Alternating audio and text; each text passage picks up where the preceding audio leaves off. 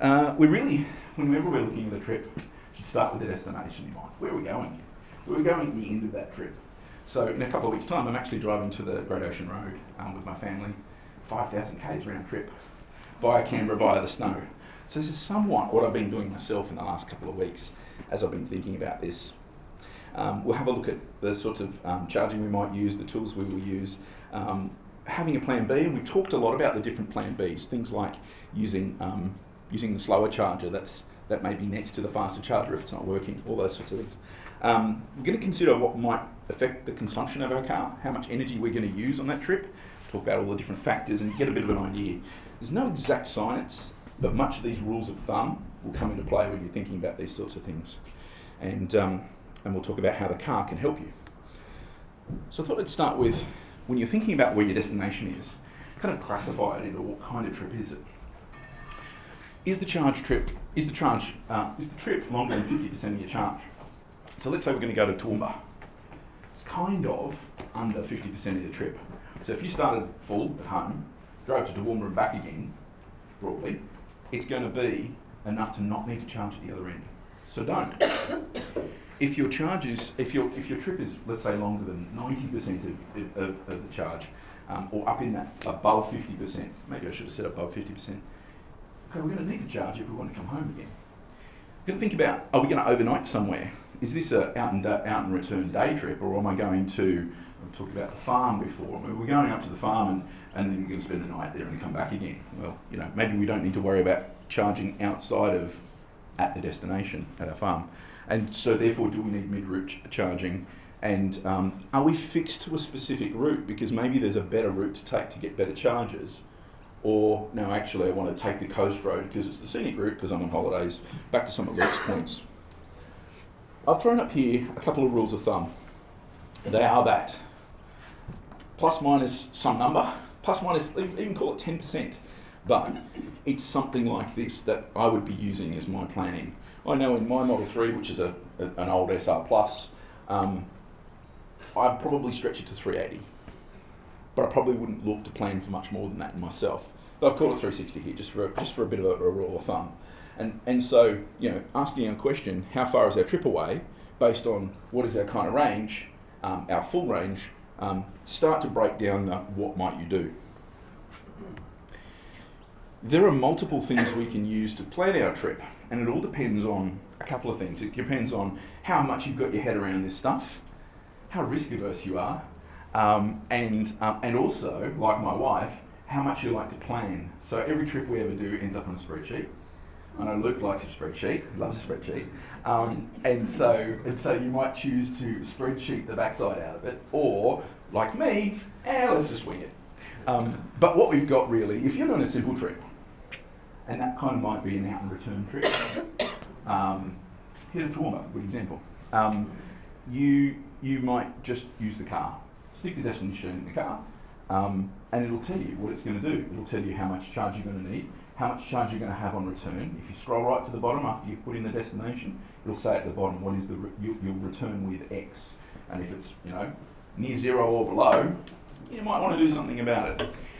You could do that in advance. If you know that tomorrow you're going to go to Toowoomba and you don't know how much it's going to use, check it out today and get a bit of an idea. I'll bump the charge up and I'll lift it to 100% before we set off. So you can use the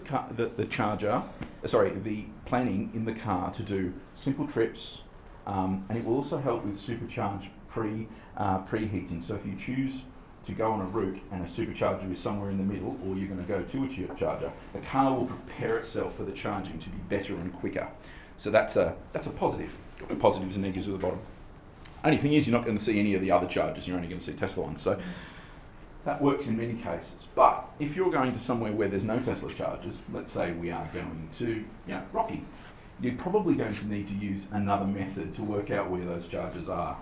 Now, the difference between PlugShare and a better route planner is if you can plan in your head and you don't really, and you're kind of like dotting away, I guess if you're a little bit less risk averse and you're kind of like, I kind of know where that is, you might just use PlugShare. You might go, okay, where are the chargers? How far away are they? Is that going to be fine? And what you can do here is you can also check if they're working through the history, and Luke's going to talk more about that in a bit.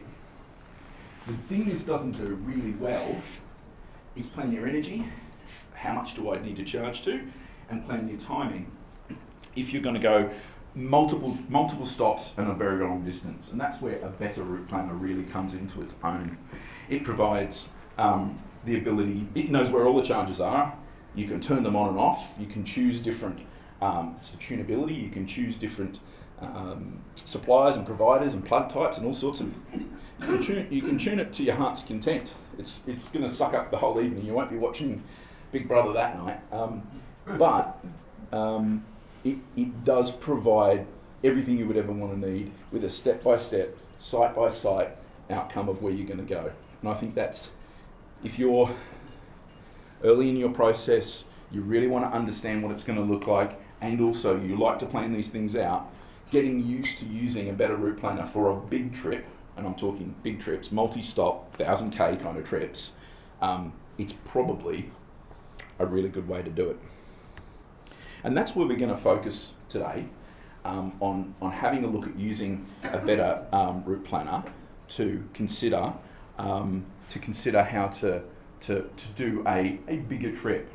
Katrina? I was just going to ask, in the car planning, I found the other day, isn't there something where you can find the non-Tesla chargers? You press a button and the other chargers come up?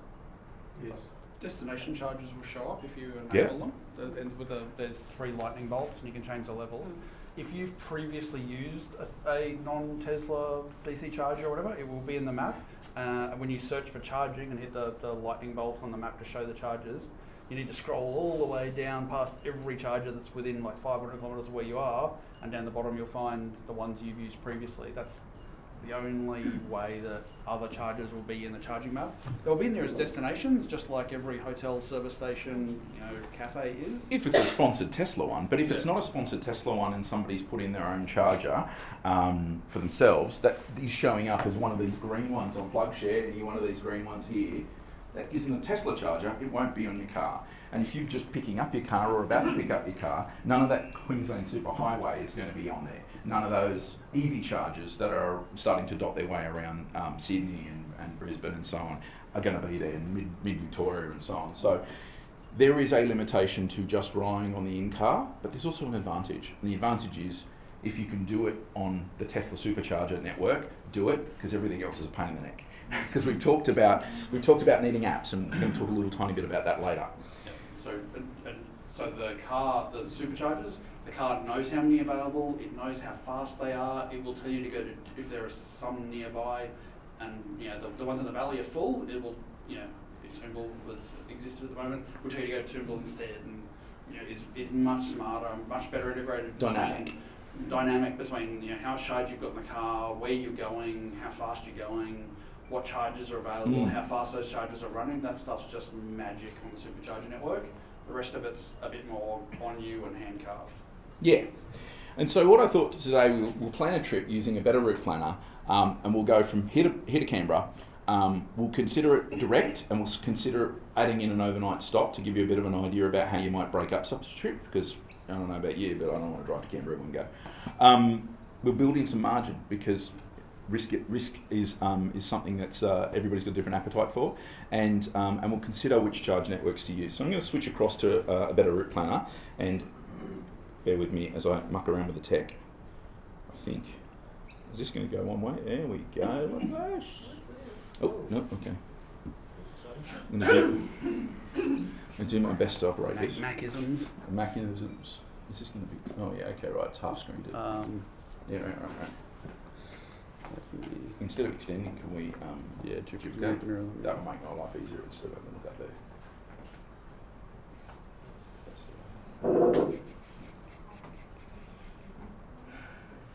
So, as we get this, as my trusty assistant helps me out, a better route planner is really just a map system with directions, destination directions, with all the charging bits overlaid, and then your vehicle's capabilities overlaid, and it kind of sticks that into a big pot, mixes it up, and gives you an outcome and an answer. And so for this little setup, thanks mate, I'm going to attempt to see if this is going to... Where can I get to the details? Oh, it is there. It's just there's no little hamburger in the corner. Or if there is, it's very faint. Anyway, I've got it. It's all good. So there's a couple of elements to this. When you're going in there and you're having a look at your trip, you can set a few things up. And it's really, I think it's quite important. I'm going to screw up the settings, by the way. You can start by choosing things like what is the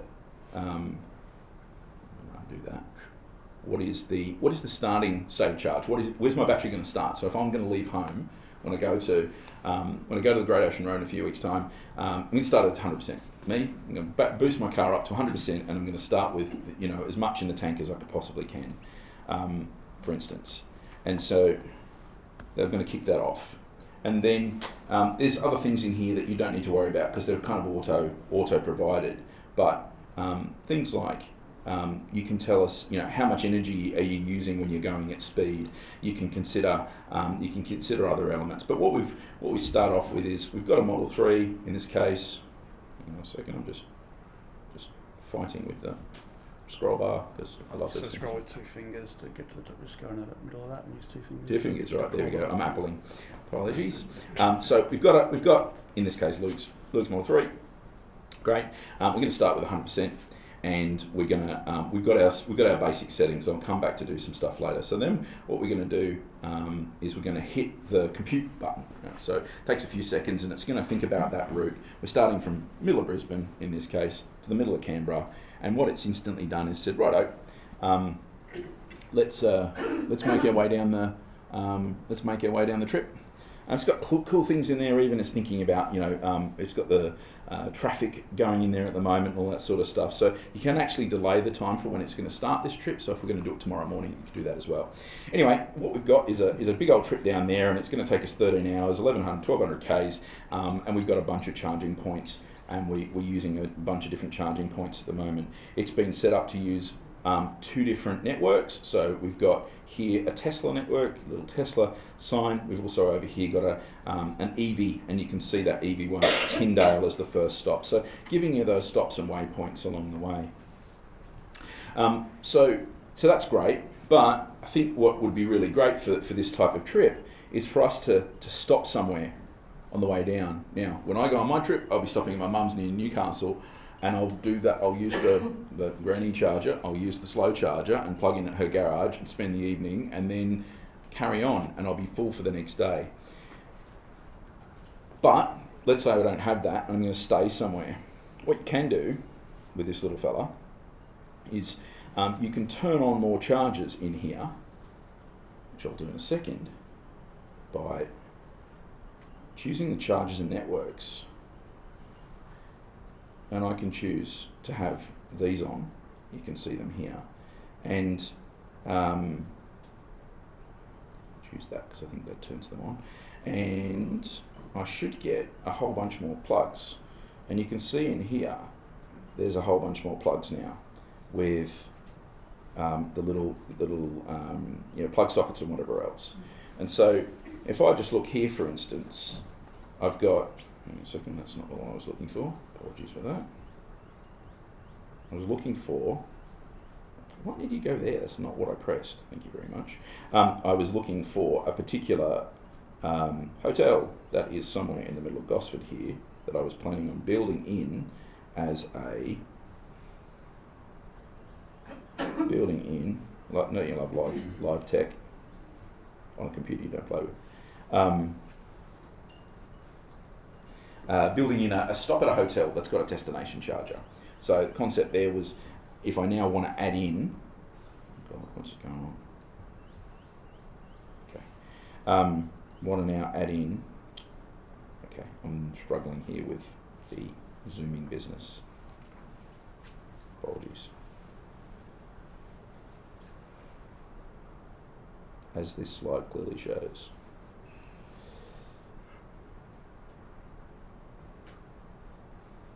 Okay. The Gosford Inn Motel, that's where I was trying to go. And what I can do is add this in as a waypoint. And now I'm going to go from Brisbane to Gosford to Canberra. And now we're going to be able to stay the night, for instance. What we can do is add that in there, let it recompute, and now starting to build a bit of a trip. Now, I'm not here to be your travel guide or your travel agent, but what we see now is as we go in there, we're down here in our trip. If I go in and I edit this and say that we're going to charge to 100%,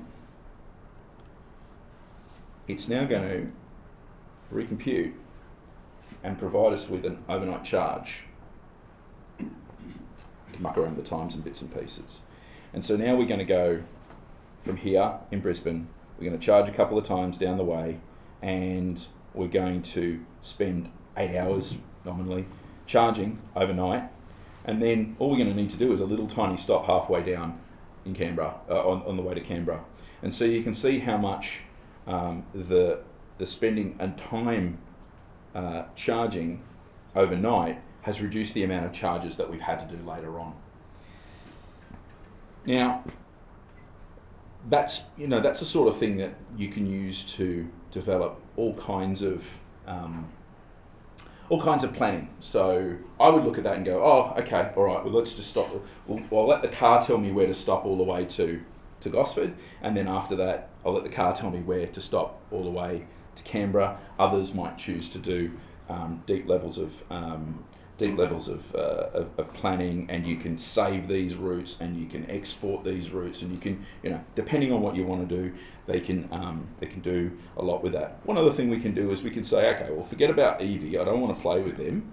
Just going to scroll and remove networks. So if you're on just Tesla networks or in-house, and you're going, say, from 100% and the car wants to charge to 71% as an example, will the car then program itself to go to 71%, or you've got to go there and move your little sliding thing to go to... Or you just get back in the car and drive away at 71%. Yeah, don't set the slider lower, just charge, just when you're about to get in the car, and if you've taken less time than you expected and you get back and it's 68%, you wait 3 minutes and then go. And if it's 80%, the car will tell you to stop less at the next one. It's fine.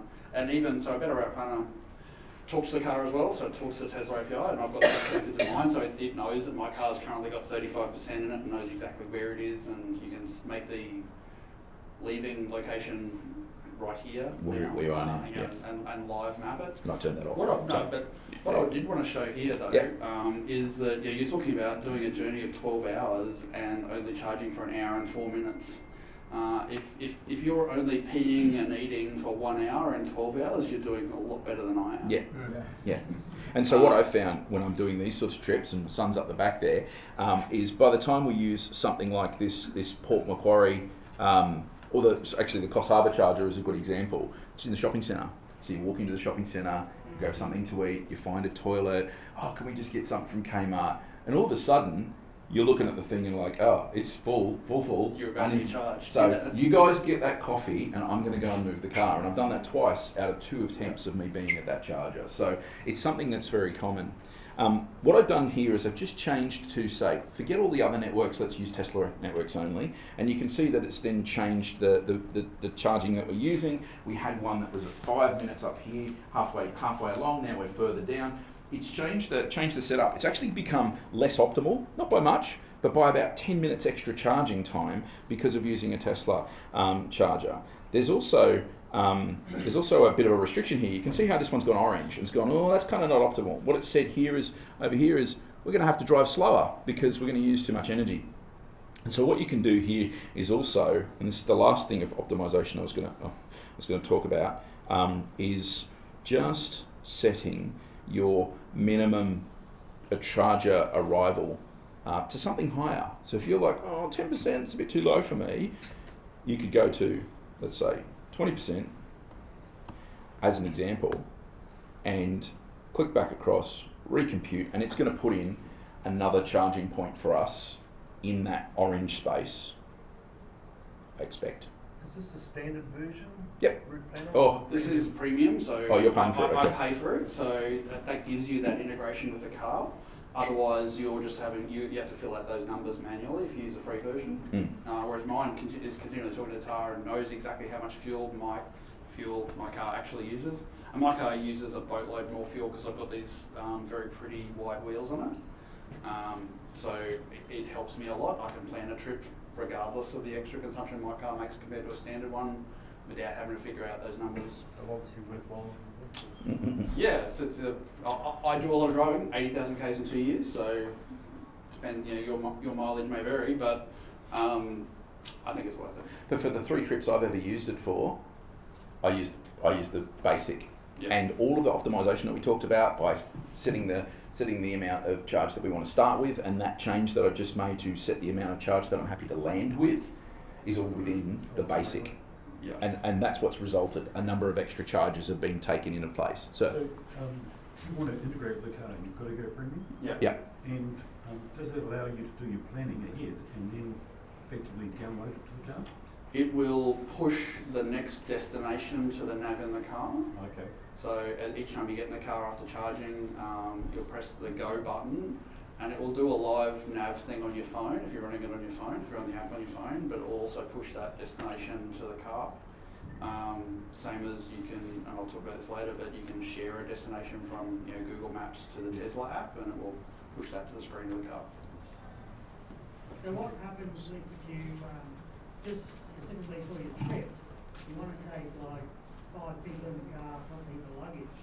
Yes, there are factors for that. So I've got 2 setups there. I've got one set up for 18-inch wheels and for the 20-inch wheels. I've done a few trips with roof racks and bikes in the back, and you're adding 20 to 40% more consumption if you start piling stuff on the outside of the car like that. And it will do that. It will also, if you've got the paid version, see that happening live as you drive, and will start re-estimating the whole trip based on your current consumption, the same as the nav in the car will do. You can also here add extra weight. Yeah. So. And knows about weather. Been out for lunch together. Rain makes a lot of difference. It figures all that out. So it is quite capable. It takes a long time to deal with. It's one of those sit on the couch and play with. But it all depends on how much you need to go and do that kind of planning, that kind of trips. Depends on where you're going. If you're going from Brisbane to Sydney, just put it in the car and drive. It's pretty much enough. Even Canberra or something. In Canberra, you would just get in the car, type Canberra, and start driving. And go. And it will figure it out.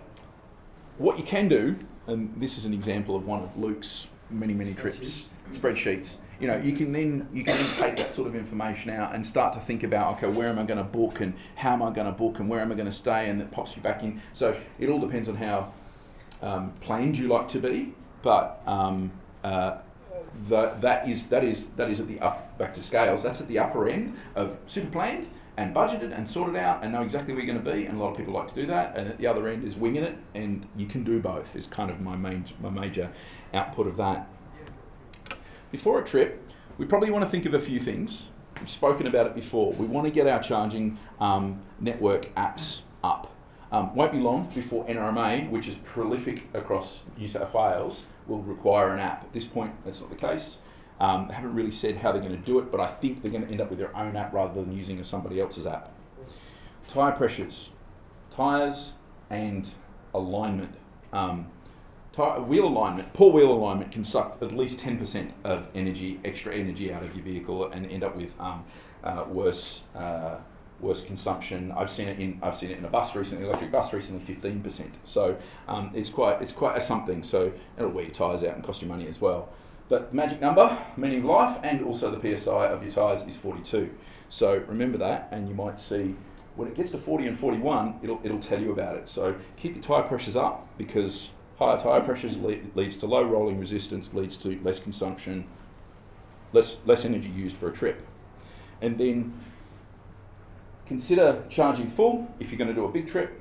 And also, what I notice, and maybe this is the bit that I do start to get a little worried about, is when I'm packing the car up, it's 6 in the morning or whatever else, and we've got to put those last things in, and the kids open the door and they start putting their stuff in there, and it's an inevitable 15 minutes. The aircon's running and whatever else.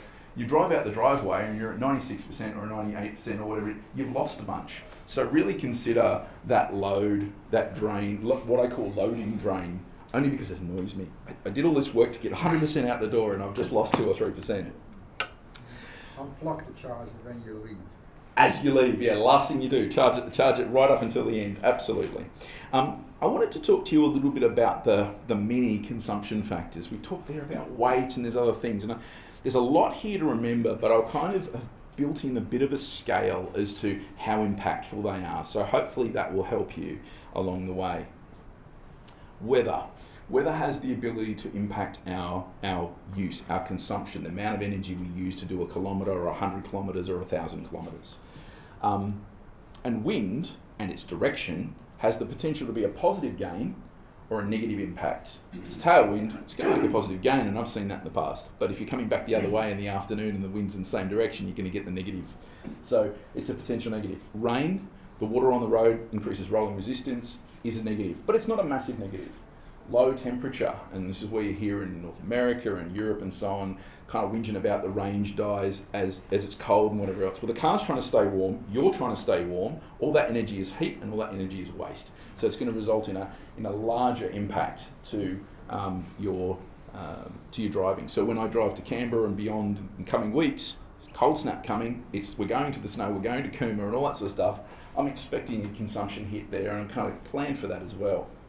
That sounds a lot like petrol, doesn't it? It's exactly the same as petrol, and all for the same reasons as well. Absolutely spot on. All of these factors are exactly the same on petrol. Yeah. You just Never have a used fuel it. gauge that's really coarse, right? And you just can't tell. And you never know. Whereas in an EV, you've got those little tiny numbers, and you see the numbers changing as the rain comes down. You see the consumption's rolling up, Yeah. and Yeah. you notice. Whereas all of that happens on a petrol car. In that same situation, say you're doing that one where you are getting down to 10% range, and it's freezing, and you've pumped in all the heat, and that's now been part of your problem. Will the car then say, hang on, I'm not going to get there, so does it tell you? It will have told you way before you got to 10%.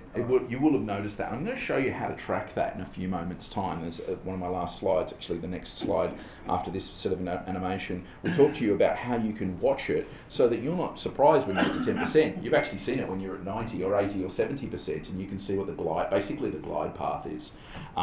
And all of these different factors add to that.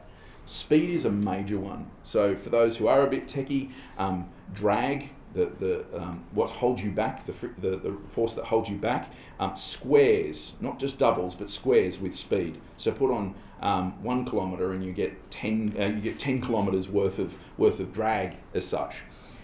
So the faster you go, the more drag you make, the more wasted energy you have. And so going really fast uses lots and lots of energy. Going slower doesn't. And so that's one of the reasons why the car, and also the likes of a Better Route Planner app, will tell you to slow down in a particular area such that you can do the same amount of distance in a slower time at a slower speed with less energy. Certainly, all of the other impacts that you have, it's ended up a lot colder and a lot rainier and whatever than you expected. Drive at 90, you'll easily make it. Yep. Absolutely. Easily make it. The latest update they're rolling out at the moment is cater for all the wind direction, rain. It's getting smarter with that stuff. Yeah, it's cleverer. It's going to start Better bringing Route some of Planner those. does that out of the box. Yeah, it's doing that. It's starting to bring in those calculations for the next thing I'll show you, which is the glide path. So that speed in aerodynamics, you're driving into a brick wall, starting to cause you a problem. Clearly, air conditioning is part of a high temperature situation, but also you've got things like putting fans on and so on. So all of these parasitic loads and other loads that are pulling energy away from the battery other than just driving wheels. Weight, we talked there before about that. It will make a difference. It will make more of a difference than aircon, but not as much of a difference as speed, as an example. Car's already pretty heavy, so when you're talking about putting an extra couple of 100 kilos in, it's not 40% extra, it's just 10% extra. Terrain and hills, they do make a difference, but it depends on your route. If you're going up and back again, it's not quite even, but it's close to even. And so you will gain back energy. So start at the top of Mount Tamborine and come down it, and you put about 4% in the battery, as an example. But go up Mount Tamborine and you'll suck sort of 12 or 15 out of it. So kind of gives you a bit of a concept there. And then towing. So I've got a tow bar in my car as well. Roof racks, well, that's back to the aerodynamics, right? Yeah. So they're things in the way of the wind. But towing has a combo of things in the way of the wind and the weight. And some of the experiments myself, Luke, the likes of Peter in Sydney have done. We've done a bunch of experiments which basically say aerodynamics is the biggest problem and weight is much less of a problem. So if you've got a box trailer and you can put a tarp over the top of it so that makes it kind of flat and doesn't have this big air scoop in the back of it and a spoiler at the back, do that. You'll save a whole bunch more energy. I took the kids' bikes on the back of the tow bar to Pottsville over Easter, and we used 50% more energy than I'd expected to, based on this, inverted commas, windbreak hanging off the back of the tow bar, where four bikes were crossways on the back of the car. So it does make a massive difference, and that's really feeding back to the aerodynamics problem. And then I think wheels and tyres I mentioned before. Don't underestimate it. Having lower tyre pressures and having a poor wheel alignment, so the tyres aren't running true and they're kind of pushing against each other or scooching sideways. If that wheel is not quite right, doesn't feel quite right, it's pulling, it's off centre, all those sorts of things. They're all examples of you've probably got a wheel alignment issue. Spend the $50, go get it fixed, and keep those tyre pressures up. So all of those are key factors to consider when you're looking at consumption.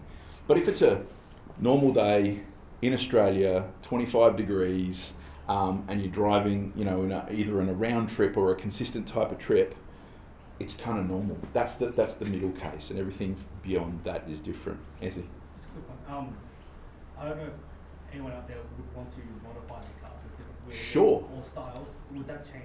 Because I think mine has changed a bit. Yeah. Absolutely. So my car, before I changed the wheels, when it had the original 18s on it, averaging 153 or something, and I'm averaging about 195 watt-hours. So dramatic difference. So you've got a bigger contact patch to start with. There's more rubber touching the road, and every time a bit of rubber touches the road, there's loss, there's wear, there's energy being sucked through that frictional and impact. amplifies the rain factor as well, because I've got wide tyres, and those wide tyres are pushing away that much rain instead of that much rain. So it all comes down to energy, right? It's all about energy, and you start to think about the energy. We don't think about that when we're talking about petrol and diesel, but it starts to really come about when you think, well, where's the energy? Even noisy roads can use more energy than quieter roads, as an example, because that noise is actually an energy signature that is sucking up energy. Now, where is that energy going as we're on a trip? There's a couple of examples. You may have seen this before. So this is in the little widget at the bottom of the screen, or in the app, that looks like a little graph. And within that graph, there's sort of two areas you can see up there. There's the consumption one on the left-hand side, and there's the trip one. And if you've got a trip in, if you've got a navigation trip built into the nav at the time, it will do a calculation. And you can notice that calculation is quite dynamic. And on both of these examples, you can see where, for instance, it's dropped really quickly, and then it's kind of leveled out. That will have been going up a hill, and then coming down the other side of the hill. So we're going to use a lot of energy to go up the hill. That's why we're dropping really quickly. And then we're going to go come back down the hill, and actually we're going to sustain our energy for a longer time. And draw a line through that, and it's probably about evens, right? But what you're seeing here on this side is there are things going on in this trip where it started life at the beginning of this trip, and it's going some good 100 miles in this particular case. And what we're starting to find is the projection, grey line, is not being met. So there's things like wind, or you're a bit heavier than you thought you were, or other bits and pieces like those I just talked about that is meaning there. But you can see that you're starting to diverge from the plan back up here at some 45 or 50% of battery, well in advance of that 15, and you can start to see or even at the 53% that we're at right now, it's already thinking that we're going to start having a bit of a problem. So you can then start to consider what that looks like. I do things like slow down a little bit. I drop 5 k's an hour, do 105, not 110, and make a bit of a difference. Back the aircon off, other bits and pieces. This, in contrast, is an example of where the trip is not using as much energy as projected. So there could have been a tailwind. You might be driving solo, but most of the time you drive heavy with lots of other people in it, because it's using your past your past experience to sort of project what the future is. And as you say, this next version of software has got a whole better algorithm behind this. So it's going to be more accurate, and it's likely to be closer and not end up with this, 5 to 10% difference compared to what was expected. So when I'm doing a longer trip and I'm on the way, I check this, I don't know, probably every 50-ish Ks or something like that. Just a quick just drop into the menu as you're on autopilot. Get your significant other to do it for you. But ultimately, it's just how am I tracking, and that how am I tracking bit gives me confidence that I'm going to make where I'm going to go. Do I have to do a deviation, or do I have to make an adjustment to the way I'm doing things? Along with always be charging ABC, I would say always be navigating as well. Yeah. So the people I'm aware of that have run flat and run short weren't navigating where they were going. If you're navigating where you're going, the car will tell you to slow down, and it will pop up with a yellow thing on the screen saying, to make your destination, you need to keep below 100 kilometres an hour or 90 kilometres an hour or whatever. And if you follow that advice, you'll make your destination. Yeah. But the car can only do that if you're navigating to your destination. If you're not navigating, it doesn't know what you're doing, and it's going to let you run yourself into a cliff. The flip side of that, I completely agree, but the other little thing that when I've been navigating to Tamworth via Warwick, and just letting the car navigate and not really paying too much attention how much charge I had before I left, because I knew I'd get there and I didn't plan with a spreadsheet. But it started trying to drive me to Toowoomba, because Toowoomba has Tesla's supercharger, so it was trying to navigate me via you didn't know that you could charge at Warwick, so so I was aware I was going to use one in Warwick. I hadn't told the car that, so the car's trying to navigate me in a different way. So just use the navigator, but don't blind me. And in that case, really your destination was Warwick. Yeah, you would navigate to Warwick first, and then re-navigate to your next point. And that's something that I would probably do. I would chop up my navigations to the next waypoint, or maybe the next waypoint by one. Yeah. So the waypoint could be a charger, it could be a destination, wherever it might be. But I generally don't go, hey, I'm going to Canberra, let's go to Canberra. I go, I'm going to church, you can take my way to the Coffs Harbour supercharger, and then I've got a couple of superchargers between me and there, and then I find that just personally easier. Are there any questions around that whole major route planning that we nutshelled there? Nope. Well, we did a good job. Cool. Thank you so much, everyone. The cost of that app? A bit of route planner. Free if you just get this basic, which I think is the premium. Sorry? How much is premium? Over That's a good question. I think it's a fairly nominal $20-30 a year kind of thing. $10 a month. So with large... That's too much. And certainly if you don't care. $10 a month, that's too much. If you don't use it, stop it. Yep. And like if you only use it for Christmas holidays or something, then just pay for it for a month and then cancel the subscription. With large runs and you're filling up your car, one thing I got paranoid about was the tyres and not having tyres available and all that, so I ended up buying a spare and all that sort of stuff. But by the time you throw a tyre in the back of one of these, there ain't a lot of room there. I would argue that there are certainly opinions vary as with life. I think the risk management that Tesla have done with the car that most people don't do, phenomenally large trips that'll ever be more than 50 kilometres away from a tow truck. Not having a spare tyre is fine. If you have a trouble, you can ring them. They will bring a spare tyre out to you to get you back on the road again, or put it on a flatbed truck and take it to a service centre or a tyre shop and get it repaired. And I think that can be inconvenient. Just that's that not, point, you're not going to die, right? So just that point. One of the gentlemen in the crowd here just asked me earlier. Just that point. He didn't know that there is a tyre replacement program. If you're near a supercharger, Tesla has a tyre replacement program in place with a tyre ready for your car, pretty much ready to go right now. They can be out of stock occasionally, like through the floods. There's lots of potholes, lots of people had damaged tyres, and apparently people were waiting recently. But generally, there's plenty of them around. That's you right. just call Tesla and arrange that, right? Correct. Yeah, 1-800 number on the service screen in the car, which I'll cover later in resources. And if they can't give you a tyre, they'll get you a tow. North of Gympie?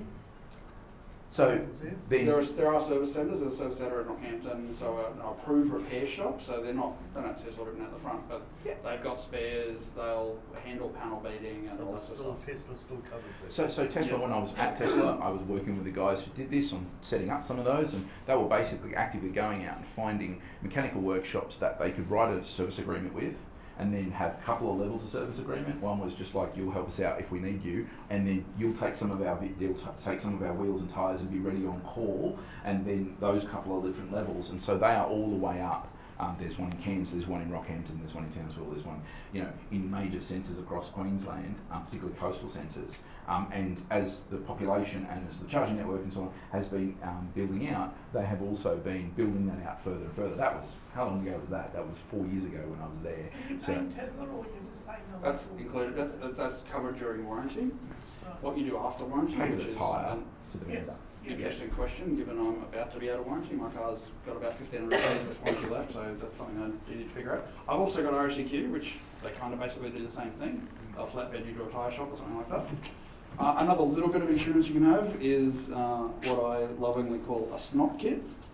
This thing has a container full of slime, water-soluble slime in it, and an air compressor, and you plug it into the 12-volt outlet in the car. It will pump your tyre up and squirt this slime into it. The slime will fill up, screw holes and small punctures like that, which is 90% of the punctures you'll get will be slow leaks. It's an emergency only. The foam-lined tyres in the Tesla will be ruined by that slime. You'll never get the slime out, the tyre will never balance again, and the tyre will have to be thrown out, but it will get you out of trouble. If you're in the dark in the middle of nowhere on a Sunday, that will get you moving again 90% of the time. And then you're looking at hitting potholes and damaged wheels and things like that, and why you'd have a spare wheel. I think generally, if you're anywhere near a population centre, you've got options there to around getting towed. There's only the coverage of risks that you're eliminating by having a spare tyre. You would only have to strike that wheel a little bit more, and you would have bent the suspension, and the spare wheel's not going to help either. Yeah. So it's covering, and the technology of having tyre pressure sensors means that if you get a slow leak, you can fix it like that, or you can simply just, as I've been to Cairns, I had a slow leak, I had a screw in the tyre. I didn't fix it till I got to Rockhampton. I just kept driving, and each day I stopped, I just put a bit more air in it and just topped it up, and kept going until I could get to a tyre shop and have it repaired on Monday. So I think it's a risk management thing. I don't think a spare tyre should be included with a car, or is necessary for anyone to buy one. You can. There's a company called Modern Spare who will sell you a kit with a compact jack and a compact tyre. It's $2,500 or something, but it's really nice. It comes in a little vinyl bag, and it's fully sort of self-contained, neat unit. It's still not big enough to fit in the front, but if you're really paranoid, you can do that. Or you buy someone's other spare. Pick up an old room. There's plenty of people who've got 18-inch wheels. The 18-inch wheels will fit on a car that's got 19s. The rolling diameter on the outside is just less wheel, more tyre. So you can have an 18 as a spare for a 19 if you really want to, or vice versa. Yeah, there's enough. There are options. Yeah. Sweat it. Again, if there's one thing you should come away today is you don't need all that stuff. It's fine. Where do you buy that sort of kit from? That kit is a company called Modern Spare. If you Google Modern Spare, it'll come. It'll come from the US. And one of these guys? Yeah. This? Repco, anywhere. Tesla, shop.tesla.com. Okay. Yeah, all over the place. If you can buy an accessory from Tesla, buy it from Tesla. It's better quality and cheaper than you buy everywhere else. Wiper blades are significantly cheaper from Tesla, and they're delivered to your Cheaper and door. better. Yeah, the shop is a Cheaper and better. bargain at every turn. Yep. What we might do now is the next section is the exterior and exterior car washing and maintenance and stuff with Anthony. We'll do that outside, and you can grab your sandwich and eat it while we watch. That works for everyone? Just a quick question. The little pump with the goo. Yeah. Can you use that without the goo? Just use it as Yes, it's got a dial on it to change between whether, and by default it says air only, or you can air plus sealant. So yeah, you can, if you just need that top up, if it's just a little bit low, you can certainly use that to just top up without the goo. Yeah. How can you use it? It's easy to do that. Sorry? Once you've used it, it's big. Once you've used it. Once you The use goo is like a one-shot. You can buy the goo cartridges as a spare part. But the compressor is just a 12-volt compressor. It's just in a neat little package, all folded up together so that it fits in your boot nicely, that's all. But it's a normal 12-volt compressor, the same as an external one you'd get. Pretty slow, but works. And that's instead of having to wait to go to the next petrol station to get air. Yeah, or if you feel guilty stopping at a servo in your electric car. Yeah. I've paid penny for fuel, they're fine. Yeah. Yeah, it doesn't worry me at all. Buy a Mars bar, whatever. Yeah, exactly right. Yeah. Okay, come grab it.